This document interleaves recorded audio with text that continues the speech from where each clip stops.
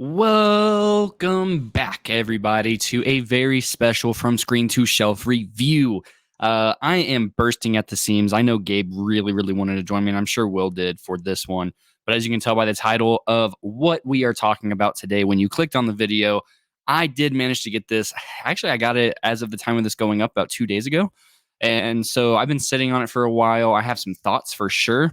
And I know a lot of people are super curious about this one. So some fun facts before. I really don't want to dissect the movie too much because, I mean, if you're clicking on this, you most likely have seen the movie. I know I usually like to kind of talk about how I feel about the movie, what the synopsis is, this and that. But the only things I'll say is I consider this one of the top 5 comedies of all time. Yeah, and definitely one of the best musicals ever made. It's just absolutely amazing.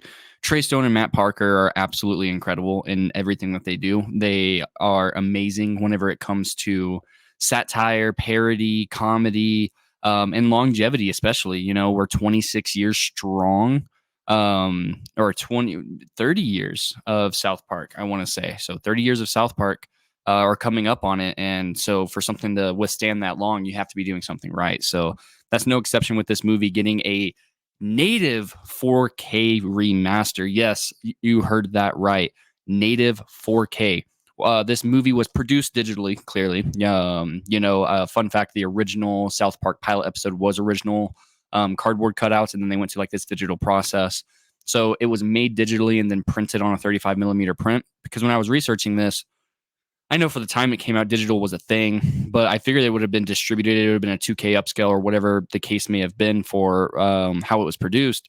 But no, it was printed on a 35 millimeter film, and this is a native 4K. Now, to go ahead and break down the package, you got a nice little slipcover right here. Looks really good in every which way. Can't complain about that. And it does have 2 discs. So it has the new 4K master, and then it has the old Blu-ray non-restored for a sing-along version. The special features are non-existent on here. They have 3, and that's going to be commentary by Matt Stone and Trey Parker. What would Brian Boitano do? Music video and theatrical trailers. The only thing I watched was the theatrical trailer. I will, for background noise, maybe a day whenever I'm cleaning, just blast the audio of that commentary track. I bet you it's a hoot and a holler on that one. I just couldn't wait to get through all of the special features before coming over here and talking about it because I definitely have some thoughts. It also does come with a digital code, which is really cool. I wasn't able to redeem mine yet, but I will be able to soon. So now that we've got kind of what the technical specifications, it is 5.1, no Atmos for those that care. And I think that's perfectly fine. You know, I'm sure we wouldn't, there's if you've seen the movie, like the Canadians bombing like the Baldwins and stuff like that. I bet you that could have had some decent overheads and stuff, but I think that's perfectly serviceable for what it is. And it does have various subtitles as well. For people that are curious about that, I believe it has English, French, and Spanish. I don't know why it doesn't say, English, French, and Spanish. So now, whenever it comes to the video quality, it is really good. It is stunning how good that looked. I was pretty kind of cautious going in, like, well, what can you really do? South Park, it looks the way that it looks. It's gotten more vibrant over the years, a lot more colorful, stuff like that. But in the grand scheme of things, it's like, well, why? I'm not going to complain. I'll buy it. It went down to like 18, 19 bucks for pre-order on Walmart, and that's how I got it early. And so, I am here to say that for the most part, now, I'm not going to bag on really anything, but bring up a couple of things. And I usually don't nitpick like this, but it was kind of hard not to. The video quality is really, really, really, really good. There are some earlier parts. I forget the exact sequences because whenever it would happen, it would be for very short bursts and very short scenes. But their skin tones would change quite often. It was almost jarring. Like they would go from being like a peach color, or like what we expect them to look like from South Park. Then there was like a couple of times whenever, you had the whole crew, Kenny, Kyle, Stan, and Cartman all next to each other, and it was like pretty much just them in frame. They would look almost yellowish. And I was really, really worried that it was my TV for a minute there, but everything else I've been watching looks perfectly fine. So I was able to deduce that it's not my TV and that there's just some very, very, very, very few moments where it does look a little bit off. They've got these weird linings around their eye, not like, the outlines and stuff. It's just, it looked jarring. And I would be super curious now that I'm bringing this up, if maybe I have a weird disc, if I have this or that, because all the other reviews are I can't find anything about like the skin tone change or anything like that. So maybe it is my TV. I feel like my TV is perfectly fine. I don't want to kind of dock points off of the disc, even though it is the disc that I have. And again, I've been watching a lot of movies lately, and I haven't been experiencing that. So I'm going to kind of have to pinpoint it towards that direction, but it didn't really deduce anything from it. There also were some points. I actually did. I have an 820. I turned down the HDR one. I went to -1 just because there were some times where the colors look a tiny bit oversaturated. And then putting it at -1 helped it a little bit. So otherwise, the HDR really looks nice. Looks really good. The whites are white. The blacks are very deep and rich. And the reds, blues, everything about it just really, really pops. The audio quality is really, really good. It's really, really fun.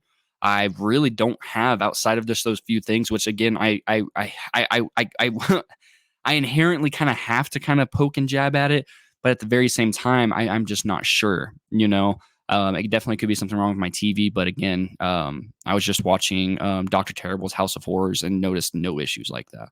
Now I get that's not animation, but to each their own in regards to that. So the yeah, everything about it, really can't complain. Had a really, really good time. I think this is the definitive version of it.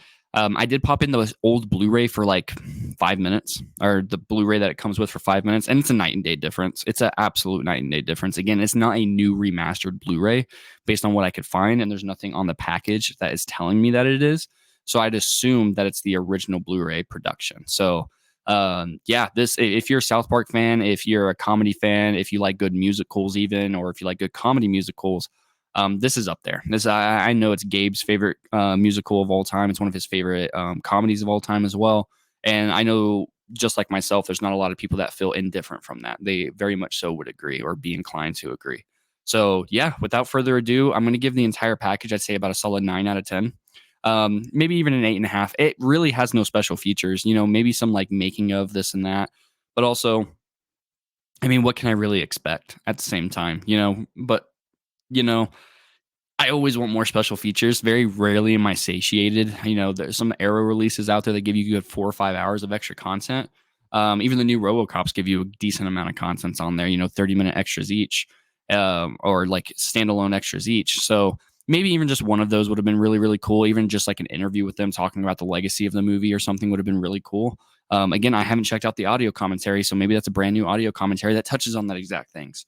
But yeah, so that's going to pretty much summarize it up. I'd say, I know I said 9, but I'd say probably about a solid 8.5. 9 if you don't care about special features. You're going to be really, really happy with this package, especially for like the $19 to $23 I see it going for at various retailers. You can't beat it. You can't complain. So without further ado, guys, stay tuned for more reviews. I have personally quite a few coming, so stay tuned. Like, comment, subscribe. Let me know again if you saw like that weird tinting on the skin in some scenes. If not, then I guess I got to find something out about my TV or even my player. Until next time, guys, signing out. Later.